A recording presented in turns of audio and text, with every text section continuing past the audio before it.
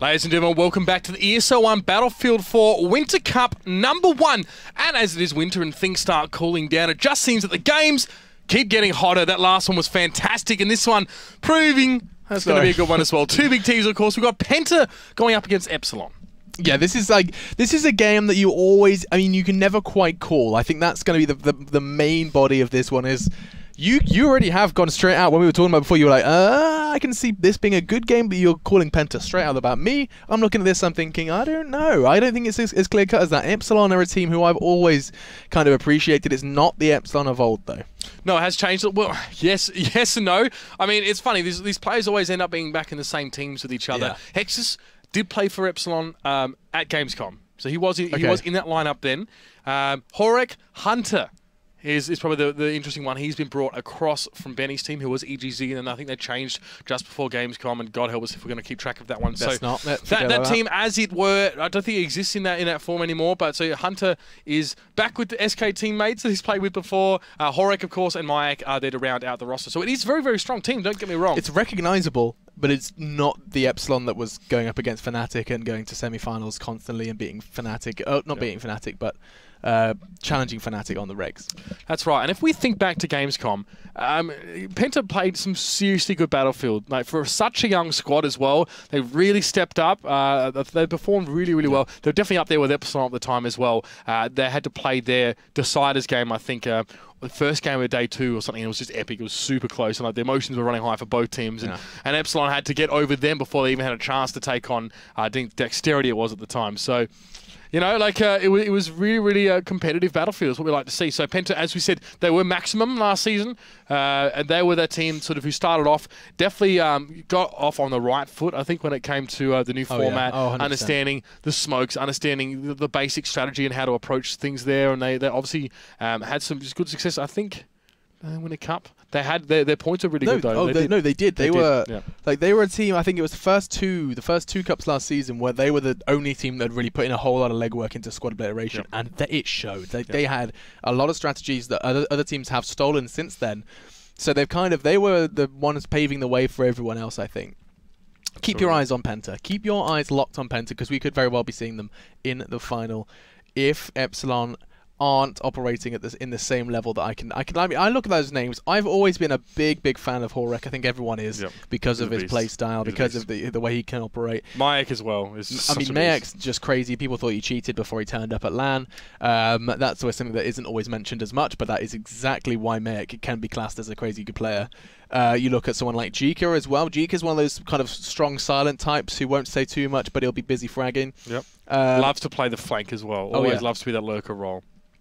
Absolutely. So, I mean, he's going to go ahead and just throw the game on screen. We're not necessarily going to be running into game just yet, but you can see the players. They're live. They're live? Yep. Oh, I'm so sorry. That's okay. I didn't even realise. We'll jump in anyway. So, of course, obviously, Siege of Shanghai is our first map of this match, should I say. And, of course, Jika now rejoining the lineup of Epsilon. We can get this game underway. All right, so Bomb not being really contested that much at all at this stage. You can see now Cammy is probably the most forward player, has decent protection from this little balcony, and will be taking his time now as some of the shots are coming out from the sort of southern side of the map. Yros does go down.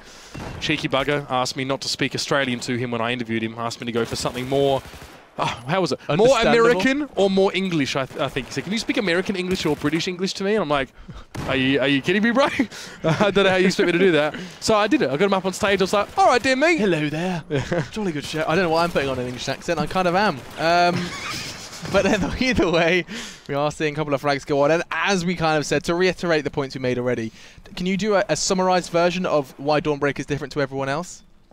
Well, I mean, quite simply, it's a really open map. The bomb is dropped smack bang in the middle. So, yeah, the bomb's in a neutral position like it would be on Operation Locker, but it is so open. You've got the bridge here as well. And these bomb sites are very open to flanks, and this is what we see attacking teams try to utilize as much as they possibly can. But right now, it's a bit of a scrap around the middle of the map here. You can see Yros there just claiming that scalp of Hunter.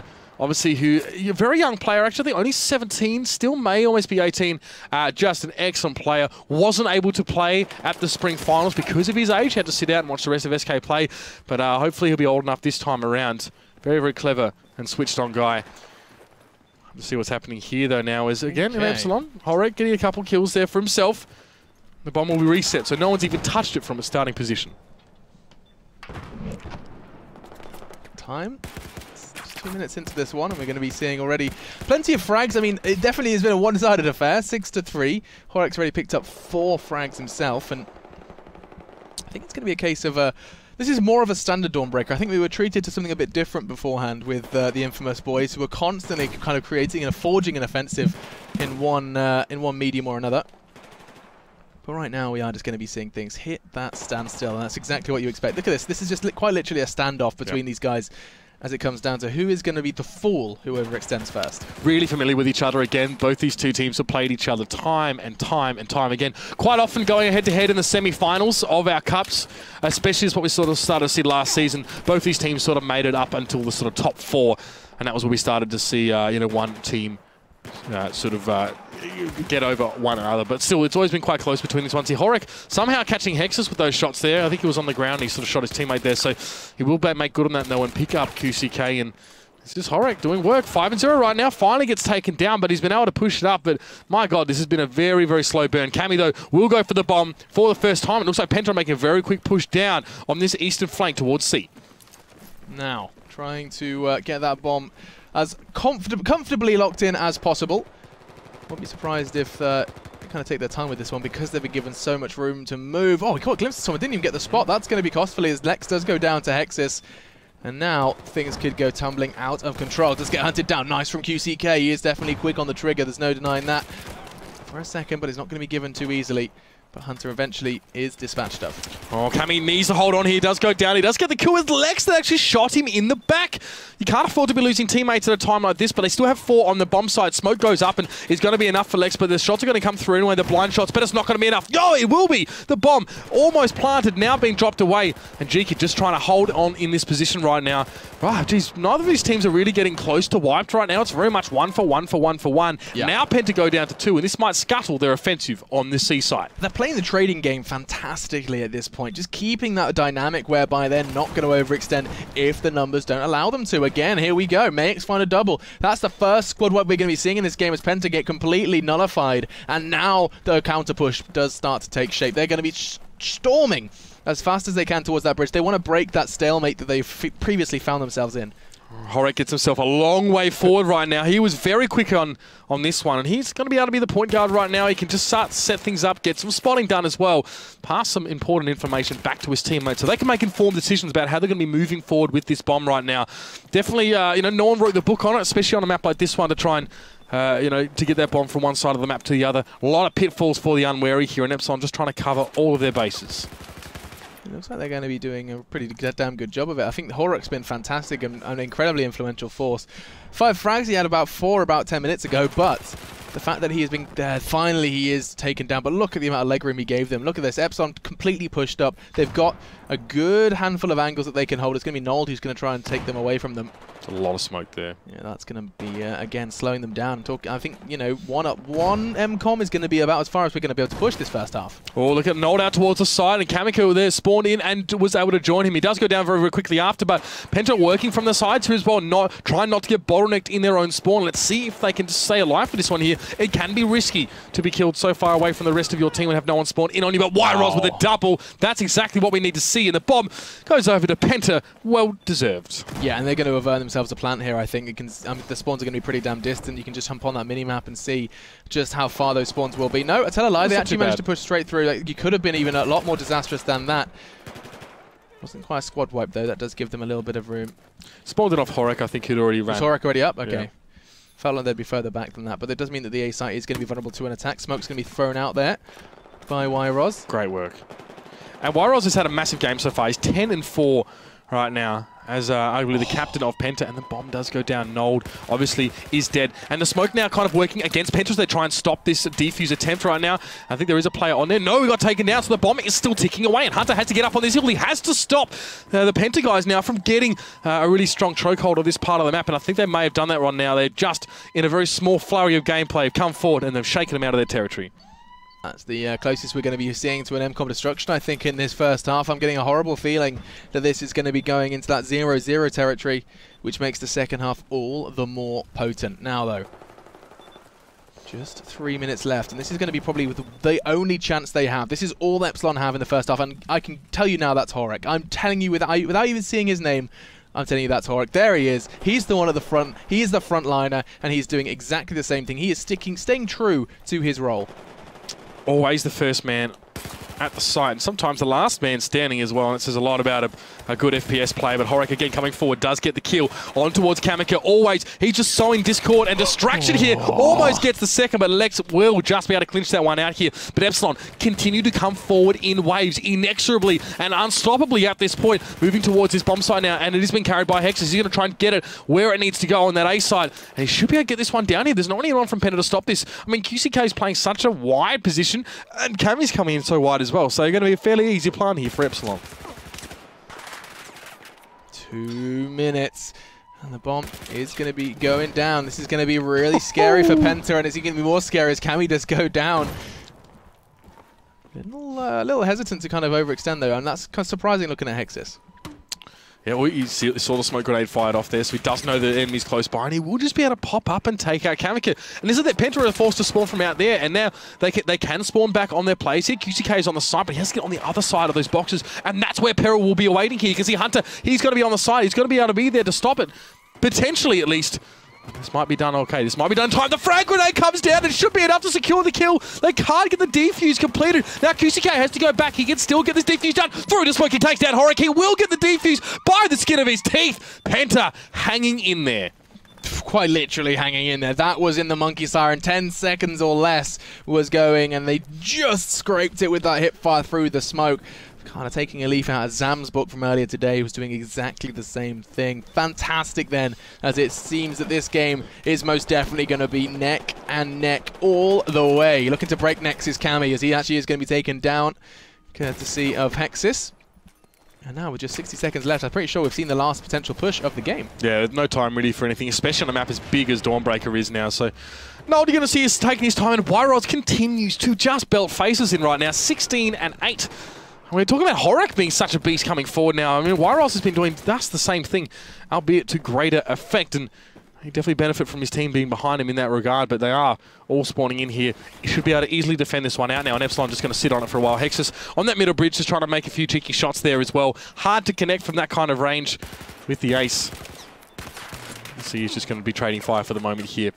And 20 seconds left, so half-time, as you said, how much more important are those income detonations when none were made in that first half? It's just going to add so much extra weight to this one. I mean, this is the first map of a best of 3, of course, so not everything on the line for Dawnbreaker, but it truly does make a difference. We haven't seen too many 2-1s as of late. No. You know, you start, you finish in Battlefield 4, and it looks like we are going to be seeing the first round come to a close with 0 on the board, across the board, and that does not surprise me one bit. It's Dawnbreaker. It's the map that I have hailed as to be the slowest in Battlefield 4 history. And there we go again. Lots of fragging, 2 plants, I think, over the course of that one. And 2 diffusers. Absolutely. You can see Lex doesn't have a lot of kills, but probably what's more concerning about that is the number of deaths. So he's losing a lot of those 1v1 situations there. It's not a matter of him not really being a part of those fights, as he's just being outplayed at this stage. So Penta would love to see him start to make his own resurgence there. Wyros definitely getting a bit of carry on there. And Penta had their opportunity in that half, there's no doubt about it. These two teams do seem evenly matched, although Epsilon are just a touch more confident moving forward. Yeah, I think that's fair to say. I felt like, here I go, Mr. Beating a Dead Horse. Horek, again, was that man at the front. I didn't see the kind of the counterpart to him on Penta. There wasn't someone who was doing that over on Penta. It felt more of a, I guess I've got the spawn, I'll go for it. I think that is something that needs to be fulfilled by someone who's comfortable in that role. Just one man. QCK, you just frustrate them, push their spawn, keep them guessing, and that's not something we saw for Penta. It doesn't matter who. Exactly. Well. Oh, not at all. So but it does need to be that one man. Yeah. Yeah. Well, we are going to be jumping into our second half in a moment. And again, all we need is those 2 MCOM detonations from either team to end the half. If we still have a draw, we'll be going into our stopwatch mode, which we've already seen once tonight, even though we struggled to realise that was in fact what was actually happening. We're still getting reaccustomed, I guess, after our break to the game modes here as well. For those wondering where Jason Kaplan is, he'll be back next week alongside myself. And lucky you'll be getting to see a lot more of me this season Countdown's underway now, bro. So we're going to be jumping into this one. And I want to see now if Horek can continue to fulfill that role. Now, coming from the other side as well, we can see that Epsilon are going to be on the blue side here. And again, they don't have that really nice tactic available to them as you do on the red side, where you can sort of set up here. We talked about it earlier on the night. They can still use this area, but it's a bit more open than these buildings. But this also requires much more commitment to actually to come in here and defend it. You can't just sit from the outside and fire shots. You actually have to physically be inside that building complex. Whereas from here, you can throw nades, you can do whatever you like. You can control it from this side of the street a little bit easier. So very small differences, but as you can see, it's fairly symmetrical layout of this map. Yeah, relevant differences though. I think you're right. I think that you know, maybe you're more likely to be able to defend that A site when you're on the northern side of the map, just because I feel like it's slightly more difficult to initially get the bomb down, I guess, would be my argument for that one. Like I think that now we see the easier side in the hands of Epsilon. So let's see what they can do with it here. That's the real question. Bomb obviously down in that standard location in the middle of the map. Rarely does it stray too far from this spot in the early parts of the round. The law's being fired out here. A few smoke grenades are going down as well, so these teams hoping, or at least wanting to just obscure their progress across the map and maybe jump up and get some sneaky kills, or at least take the enemy by surprise. Wyra's working on the end of the bridge here as well. Oh, easily takes down Jika there, really, but hardly broke a sweat. And look how far up he can move now as well. Gives him that much more sort of command over this part of the map. But he chose not to. He's not pushed far too far forward here, but look at these kills coming out as well. So Penta getting the better of those 1v1s earlier on, starting to creep their way forward. Now, this is going to be the standstill, and so we're going to do exactly the same. Let's just slow it down, because this is going to be one for the long haul. First kill coming out there for Epsilon of the round so far, of the half. So it took quite a while. It took over a minute for that to really happen. Over a minute for a frag to happen, indeed. Which is why, you know, it kind of describes just how surprised we were when we saw those earlier frags coming in for Infamous. It was a much faster-paced game, and we saw the way that went. Hexus. What did Hexus get up to? I think he team killed Hunter. He's just keeping him in line. Maybe he wasn't listening to his comms. But it does feel like Epsilon is definitely on the defensive here and being tested by Penta. Kami takes Hexus out, and so the numbers are starting to kind of tilt in Penta's favour. Oh, Lex going to have a great position from here. He tries to come up from behind there, but Jika is able to shut him down. Wyros, though, is still causing problems here for Epsilon as he does take down Horek, and Kamiko has been able to move up here into this key position. He has the bomb. He's looking for Ray, but he knows that there are people quite close as Lex did go down. So he has to be careful about the way he approaches this one. Just sneaks around a corner for the plant. He's getting away with it as well. Hunter and Horek have absolutely no kind of say in the matter. They have so much control. Completely locked out from Wyros, excuse me. And so the red side begins their assault, and it's been a very successful one. Look at this, 10 kills to 3, and they have complete control of the side. This is very, very nice. Yeah, I mean, like, you know, like Kami goes forward in that sort of underpass to try and, I guess, again, disrupt. But still, you know, the entirety of Epsilon have to poke their heads up. They need to win aim battles with the guys in the building. That's hard to do. You know, they better hope to have smoke so they can pop straight onto the site. That could force a commitment of players to that A side. But now, look, you can see the shots coming now. Hex is just trying to hang on there as well. Shot's going to come back from behind, but Nold suicides there. Not sure if that was on a grenade or what. Maybe he just couldn't do anything about that one here. Look at all the frag grenades on the site. There's no chance for Epsilon to defuse. Now they're going to try. Now the smoke's up. Shots coming through the smoke here, but it seems like no time is left. And although Mayak was doing some serious work with those kills, Penta get the first MCOM detonation of this match. Yeah, the semi-final starts with a bang. Just one half gone before we do see the first one go down. And so Dawnbreaker is now most definitely sitting in the palms of Penta, as they have 6 minutes to make a decision. Go for a second, defend. There's so many different options, and I feel like we rarely see a team just quite literally lock in at this period and just say, okay, defend. I think there's always that kind of a team that will always send some form of offensive. Oh, I'll tell you what, though, the kill feed is filling up with a lot of blue kills red here, as Epsilon actually got the squad wipe on Penta. Again, how much does it really mean on Dawnbreaker? What does it mean? You know, we saw this on Operation Locker from Leak. They got the squad wipe and they got a plant and a detonation, but here it's a little bit trickier. However, they have managed to get across here. They're over towards the A side. Smoke is down. All their boxes are being ticked.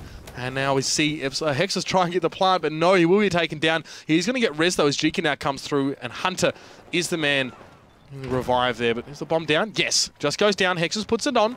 And he's just going to try and sit tight now in this trench. And now it's up to Penta as well. Very quick turnaround here for Epsilon. Let's see if they can convert. Now, that's going to be the real question, because this would put us back on level terms. So many plants in such a short frame of time is insanity on Dawnbreaker. But looking to make a reality is the Epsilon boys. I don't see any time. I don't see any players anywhere near this. No, Penta being shoved back. I mean, Wyros is here. Lex is always playing that wide role. I don't know what he's looking for right now. He's not going to find anything as Epsilon have committed heavily to this push. Wyros trying to cross now towards the side. He has managed to take up position. Great kill. On towards Maya. Can he hold on? No. Hexus will shut him down and send him packing. 2v2 situation now. Lex using every trick in the book, every bullet in his gun to try and get the job done, but it won't be enough. And there goes the Epsilon MCOM detonation. 1 apiece. And there goes Penta's lead. That is back to 0-0 really on the board if you consider everything, as we are just 1 MCOM destruction each. 4 minutes left, and I mean, these teams now are going to be either making a decision: do we battle for this push, take a risk of overextending, or do we set our sights on that stopwatch? If I know Penta or Epsilon, I think they'll come forward. I think they've still got 4 minutes and 30 seconds to make something happen here, and I don't really know if they want to take the chance of going to stopwatch as well. That would be, well, first, long-winded and difficult on a map like this, but secondly, also just risky, and maybe a risk they don't want to take. Maybe Epsilon, if they just hold their lines, can get another squad wipe. Look how far forward they're pushed as well. No chance for Penta to pick that bomb up there. They can be completely shoved in.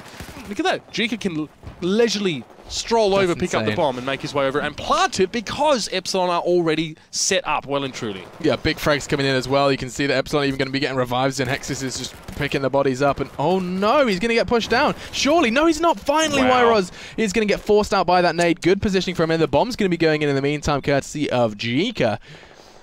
And look at this. This is a complete, like, this doesn't feel like the same two teams here on the second half. This is incredibly impressive work from Epsilon. You're seeing teams linger a little bit longer now after they get that MCOM detonation. They don't push back. They don't try and find cover. And on a map like Dawnbreaker, on a map like Dawnbreaker as well, they're just coming forward. Always, always, always.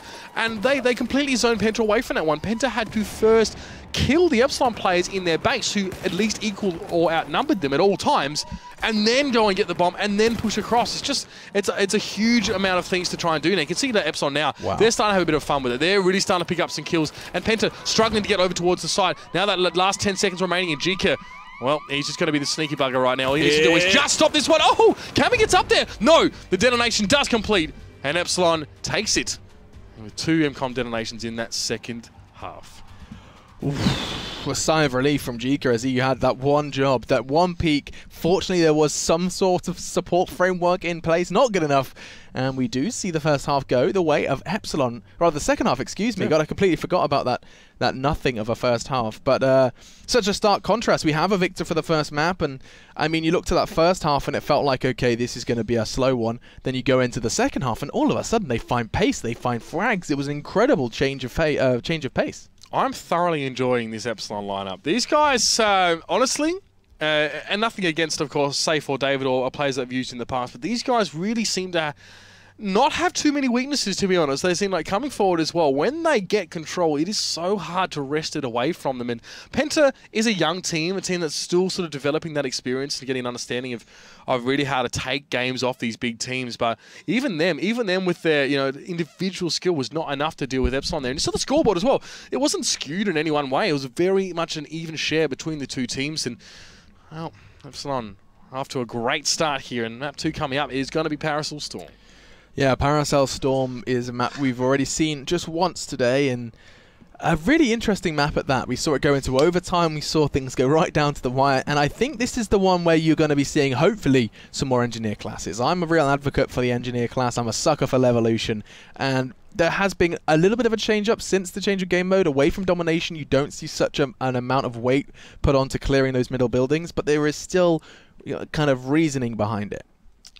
Absolutely. And as we said before, if you do look at the map, The Chinese team, or the red side team, has honestly a lot of protection for themselves here as well. Like, if they want to push forward and take their bomb, or they're fighting over this neutral area, they have cover to fire into this scenario. Whereas US team don't have as much. It's more hilly, it's more open, so it can be a little bit more difficult, especially if they want to push down on towards his tennis court.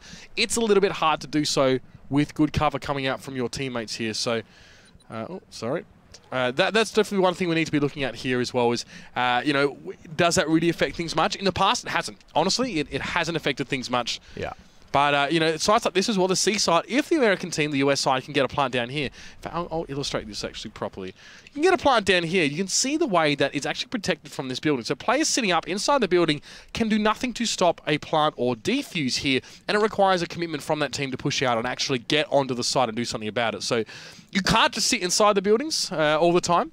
It's not really possible. And this one here as well. Now, yes, it's inside a building, but it's right near the door on the outside. And this place, we often see it get completely it's a frame. Yeah. Levoluted, is that what happens? Levolutionized. I like that one. That's nice. That sounds good. So that's what happens. So we see a lot of laws being used on this building particularly. Oops, sorry. And it does... I'm struggling with my headset right now, seriously. I feel like I want to show people. Wait. This is Mitch fiddling with his headset mid-cast. This is... What is that? It's like you're going for some Star Trek look. I don't even know. Okay. I don't even know. I'm struggling. Anyway, He's back. Yeah, so that's what they're going to try and do towards that building as well, specifically. And of course, you've got the trenches as well, which are important to play around. Always we see teams go there first. That's most often where they make their beeline for as well. As we said, if you want to be a part of what's happening inside the trenches, you need to commit to them. So you need to be inside them, because the way your sight line's working in this game as well, it's always super chaotic. And for teams that are being aggressive and have the numbers advantage, more often than not, it can pay off for them quite well. I think you're right. And in terms of, like, I always considered the B site more, especially on the Chinese side, more vulnerable. We had this discussion before, but now I'm thinking about it. Now I'm seeing the trench play becoming more prominent. Yep.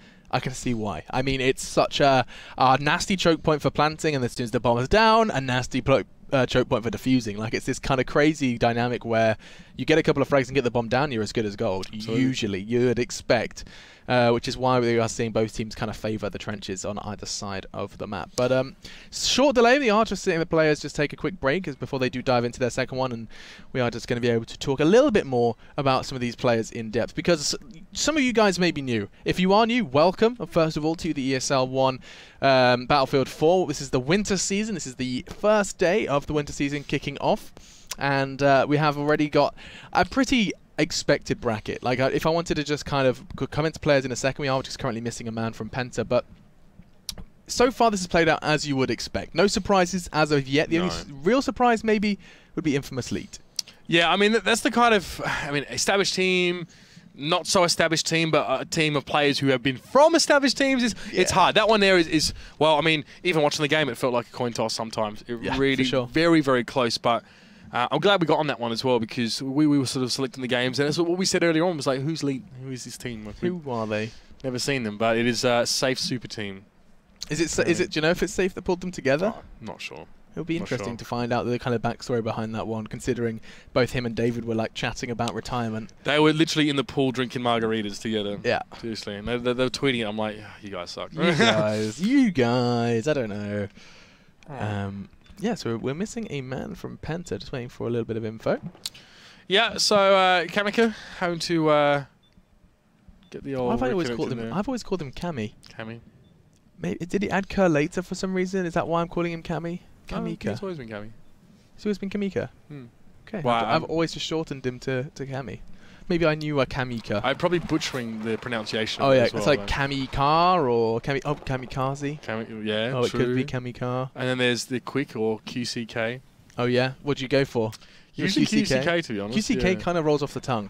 QCK. 2 extra syllables, though, can be hard to say. But we digress a little bit. We are. We'll jump in a sec. We are obviously still waiting for our last player to join. However, I can give you guys a nice little fly-through as well as the teams do sort of set themselves up here.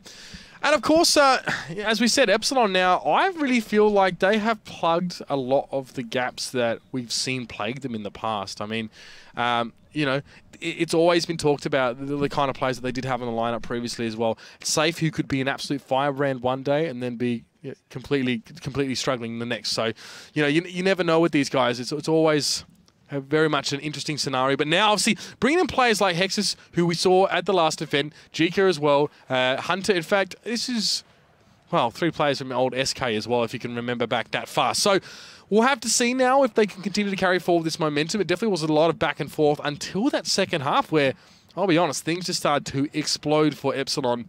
Always been a team in the top, but never the top. That's always been the problem.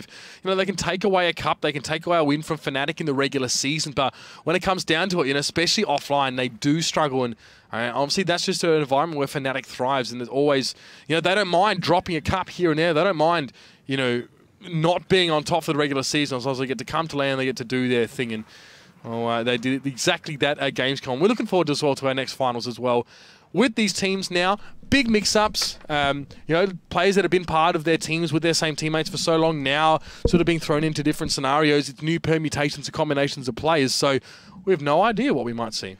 Yeah, I think that's probably one of the more exciting factors is, like, what on earth are you going to bring to the table? Like, I mean, look at this. Nald, Lex, Wyros, QCK, and Cammy. That's the kind of more stable roster. That's the one that we've seen time and time again. But then you just go ahead and throw this Horek, Mayek, Scary, Fragger backbone of, like, I don't know. They're a scary team, and I think that I like the uncertainty surrounding some of them. Yeah, and I have Hunter in there as well. When I first started casting Battlefield as well, I had a chat to some of my Australian friends who played, so like for VoxM and also your Death Dogs and stuff like that. And I said, like, tell us about some of these players. And one name came to mind for them immediately was Hunter. They had like a lot of respect over there, like for him. Those teams he's been playing for a while. He is young, but they say he's almost a prodigy at the game, or maybe not to that extent, but he's very good for such a young age as well. Has a good understanding of the game and keeps a really cool head. And we saw that at Gamescom as well. His team struggled, to be honest. They didn't really achieve the success I think they maybe deserved with that lineup and with their colour of players there. And now we're seeing a lot of these players sort of scattering off to their sort of different teams as well. So I don't even know what Benny's doing this season, for example. Yeah, where is Benny? Sure. I mean, we saw EGZ. We would almost assumed he would be. Like, you even dubbed it Benny's team, but no. Well, that's what I thought it was, but I think they left the org or something like that because it was Gino, Jera, Hunter, Benny, and one more person. That's right. I remember the whole Jera and Benny combo. Yeah. Okay. So they've vacated the premises, it seems. Yep. Or maybe they're just not present for this cup. Hunter left that team. Hunter was in that lineup. So that's one absence. And then Benny, I saw him in game earlier on. Actually, was in chat. So maybe he's casting. I'm not sure. Oh, that's a possibility as well. Okay. Maybe we had to say goodbye to what was considered, a regular face of the Battlefield 4 scene, and maybe that a regular beard as well. We'll always remember Benny's beard. It was quite short at Gamescom actually. Because really did trim it? Yeah, he took it straight off. He took it all off. He put it on Twitter, and everyone went nuts. You monster, Benny! How dare you? But I mean, we still are waiting, and no word from chat. If I come back to us, we can just have a little look at the admin, what the admins are saying, just so you guys get a little kind of mix up. You get a little bit of a fly through from Mitch. You get a little bit of our faces. You get a little bit of everything. As I think we are going back in action. Oh, fantastic! So we did actually manage to time it just a little bit poorly, but we are going to be going into our first semi-final, second game. That's right. It is Parasol Storm. This could be the decider, honestly, with the way that Epsilon came out of the gates in that second half of Dawnbreaker. I wouldn't put it past them for them to continue to be ferocious from sort of point to point now in this game. So we are on the countdown here as well. When you are allowed one suicide now in the spawn time to creep a little bit further forward. We used to see teams with suicide like 10 times and they get super far forward, especially in the game mode of domination, which required you to sort of be as fast as you possibly could. So this time, sometimes they get a boost. That's actually quite a lucky boost then for Hexus, as I think he's just going to edge over. Nope, it's not going to happen. See you later, alligator. Slips off, and 10 seconds before we do jump on in then to see. You're calling this as a 2-0.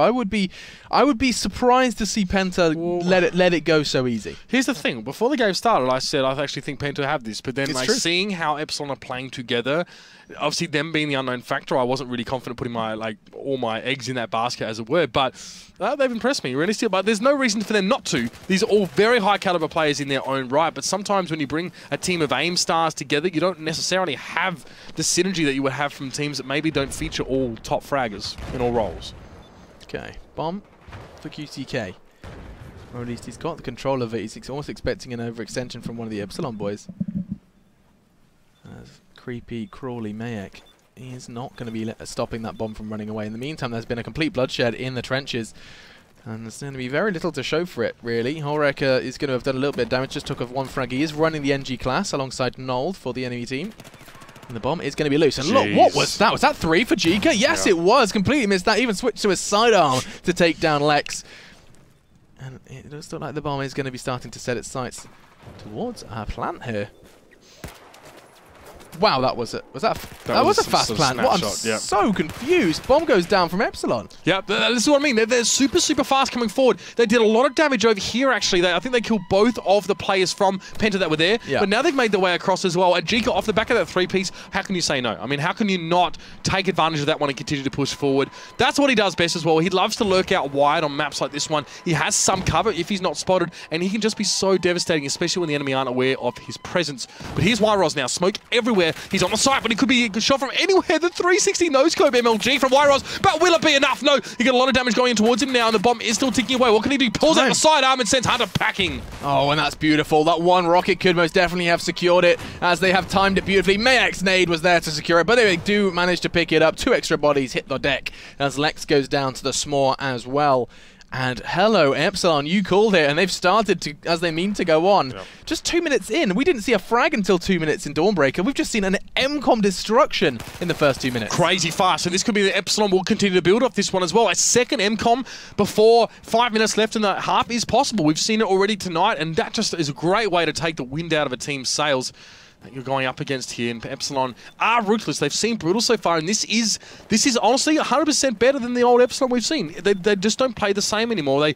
They used to play a lot more around singular fraggers and just try and maneuver them into positions to do damage, but now they can all do that, and they're all sort of playing independent of each other, but also as a cohesive unit. You just see kills and they're getting things off the back of individual players doing good work. Jika with 3, or Hex is laying down a lot of damage down on the bomb side. They don't need to, it's not rocket science for them anymore. They don't need to come up with anything super convoluted and complicated. They just do their thing, play natural Battlefield, and so far it's paying dividends. Yeah, and Penta are looking a little lost. I mean, the fact that that bomb's going down for a second time is just mind-blowing. And it could very well be a very, very quick semi-final if we're not too careful. Penta going to have to go into damage control mode, and then they're going to be struggling. Hexis wins a 1v1 VQCK. Hexis was happy to just continue down that path, as we are going to be seeing a little bit of flame on the basketball court. And more bodies dropping. Hunter this time picks up a double. He even takes Jika because he can. Look at this. And this is crazy. Look at this now. Bomb is down. I think Epsilon are just taking control of this one. Nold is the last man standing. It's almost a full squad wipe, but there it is, coming out of the gates with ferocity. And Epsilon are going to take it 2-0 and bring it to halftime before half of the half is even finished. 6 minutes and 24 seconds left in the game. 3.5 down, and Epsilon have just steamrolled over the top of Penta in this half. I am kind of gobsmacked. 2 frags from Jika. I mean, that's 2 plants from Jika getting a little distracted. So that's crazy good. Oh my gosh, there, look at that. Jika, 7-3 as well. We've only seen 3.5 minutes. Like, so many kills have already happened in that game as well. Penta, absolutely shell-shocked as well. Momentum is so much. People don't realize, I guess, what kind of impact it can have on a game, but this is it. I mean, Penta, they feel like as soon as they've logged into the game and readied up, they're up against the wall. Right now, they really had to pull out something special to hang on. Oh, I got really excited then. I thought we'd seen a perfect counter of frags like 1, 2, 3, 4, 5, but QCK ruined it. Oh, that could have been. Well, it would have been 1, 2, 3, 3, 4, 4. Mm. Damn. That would have been nice. That would have been lovely. It's the little things. It is the little things. Little things for little minds. Well, I'm not that. I'm a bit OCD about numbers and patterns and stuff like that. Yeah? So, yeah. What, like when a game's over and when it's not? Oh, God help us. I honestly thought that game was done, really. No, I didn't. I thought it was a draw, but then they were like GG and people left and we were like, okay, there we go. I guess we're wrong. Completely threw me off. Anyway, distractions aside, it does look like we're going to have to see something absolutely astounding to come out from the boys on the Penta side of things. A team that really did rule supreme at the start of the first season, or rather the prior season. Doesn't look like they're going to be given the same courtesy this time. As Mitch has taken us for a tour of the... I feel like this is the secret part. This is the part. This is the building on Tutorial Island, isn't it? When you do doing the run around on Battlefield 4. Might be, yeah. I'm pretty sure that's there. That's present. I'm pretty sure it's available in Conquest. Well, I don't know. I'll maybe ask for a Battlefield aficionado to tell me that. So we're in a game. I'll be starting the countdown quite soon. And then these two teams will be going out at hammer and tongs, as we say back home. And honestly, man, it's Penta have to bring their A game. They must fire up here as well. It's good teams. Good teams, I guess, are the ones that can respond to a challenge like that and really just lift their game. They have to do it now.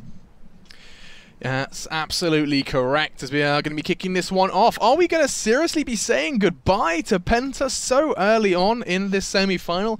It's time to find some answers. It almost seems unthinkable that would actually happen, but Penta, I mean, making it to the semi-final is pretty decent for them points-wise. Normally, they'd rather make the GF, but I mean, if you're finishing top 4 consistently every cup, you'll definitely be in the finals. That's just the way it works here. So, I mean, there were some teams that got into the finals. I think Leisure is a good example of this. Oh, yeah. Who had only made it past the second round a couple times. So, it's fairly forgiving here. It is very much a good practice, though, as well, as teams really start to get each other's measure. I'm going to be kicking things off very, very soon. And the red side is going to be Penta hanging on for dear life. And in the blue, on an absolute rampage, Epsilon now want to close this out cleanly. Let's see if they can do just that. Horrocks the only one wielding the Engineer Class 4 now. Hunter at the forefront of the push. He's going to be the one to spearhead his way in, as we are going to be starting as... Oh, actually starting with a whole lot of cover. I think, look at that, early smoke. And Hunter is just charging straight on down. He's ready to receive them. He's going to be knocking them actually pretty damn fast. Look at this. He's going to be completely uncontested. He's going to have a little bit of a back rage scenario coming on. Yeah, I love me some back rage now as Hex is moving his way down as the bomb still on the ground in uncontested territory. Well, at least it was a moment ago, but there we go. QCK gets the kill on towards him. Back and forth. Here we go. At least Penta seem to be more doggedly contesting this part of the map now. Don't want to give the bomb away too easily. QCK has it strapped to his back and he's running like lightning trying to get out towards Noel as well, who'll be able to give him some cover, and this is where they can start from. Penta ideally, though, would probably like to head over towards the A side here. They do prefer, most teams in fact, do prefer to go to that trench to start things off. It's easier to hit, but Penta, here's the thing. They need 2 MCOMs this half, and they need it to go to overtime. I mean, that's just as simple as that. If Epsilon get 1 detonation in this half, it is game over. Because there's no way that Penta can match that. And that's terrifying for Penta. Like, everything they're doing right now can just is being watched by under a microscope. You cannot afford to make any mistakes whatsoever. And it looks like Jika's gonna be the one forcing their hand here, as he is the one charging forward, desperate to try and take that bomb out of their hands. He's gonna be doing it pretty comfortably, I think, as he's essentially got a little bit of a wall hack. The spot comes in as if they needed to know his position anymore. What? QCK. Jika got comfortable, a little too comfortable, a little too confident, or confident, as I was going for there. As we are going to be having a little best of both scenario. And now, they still have control of the bomb, but I think we're going to see this one take a little bit of a slower pace, because in this position that Epsilon are currently in, they are happy to just chill it out and make Penta come to them. Look at their positions on the map. Well, quite simply, but conversely as well, Penta can't afford to make mistakes right now. 1 slip up will cost them this match, and they know it too. So they're definitely, look at this, always like 1 step at a time, all together, just trying to make sure that they execute this correctly. But the frag, no, small comes out from Horek, then sends Nold to an early grave. He will get res though, and we can see Wyros, captain of the team, now pushing up. Now just trying to get up in the face here, and he's going to find Jika. Will he be able to take 2? No, in fact, only the 1. So Wyros picks him up, but there's Lex coming in for a bit of backup. Will he be able to get the one on the sidearm? He does, there's a double. He goes down to the ACW. Horek making a double. Really, really hard here for Penta to hold. And QCK spent so long sitting on the bomb. This might now go against him. Cammy, last man in squad right now. He has to hang in there as Wyros does get the spawn. But the bomb is already headed over towards that A side. And Epsilon have paved the way for Hunter to plant it nice and quickly. Could this be curtains for Penta then? Hunter's going to be the one to try and provide the answer. Charging on forward, 30 meters and closing. Mayek's already there, clearing the scene, preparing for their demise.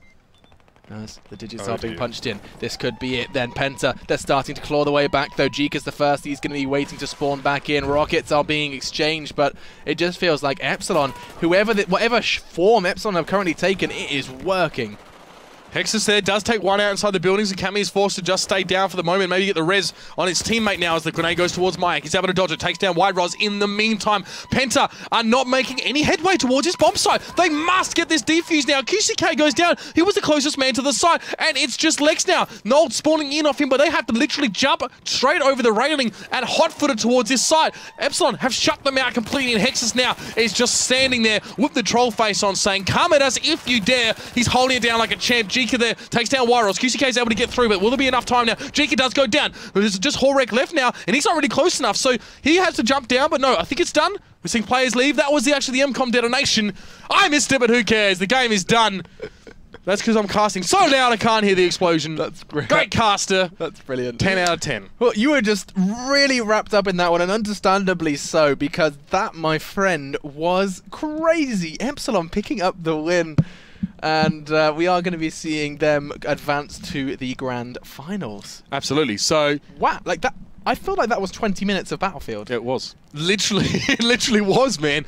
I mean, it started off a little bit slower on Dawnbreaker. That first half didn't seem super dynamic in. Both teams were very much getting a feel for it. But the second that Epsilon got I guess, a whiff of the blood in the water, they went in for the kill and cleaned it out so decisively as well. It seems like Penta, I think they just must have sniffed out on Penta that they were going to struggle to hold up against, constant aggression. Maybe again, we're learning something here from the American scene, from the Brazilian scene, maybe specifically, because this kind of coming forward in waves, super aggressive, super skilled fragging is definitely something reminiscent of what we saw from Dexterity. But will it be enough for Fnatic if they make the final? I would say they would add a guess part, but you never know. Of course, they still have to take out their opponents. So. How's it going for you? This is really difficult, really. So we're trying to get our outro screen set up here. I think we're good. All right, ladies and gentlemen, we'll be back very, very soon with our grand final. It will be Epsilon versus the winner, of course, of the other semi-final that is underway at the moment. Leaked versus Fnatic, if I'm not mistaken. Absolutely. Don't go too far, because we'll be back very, very shortly.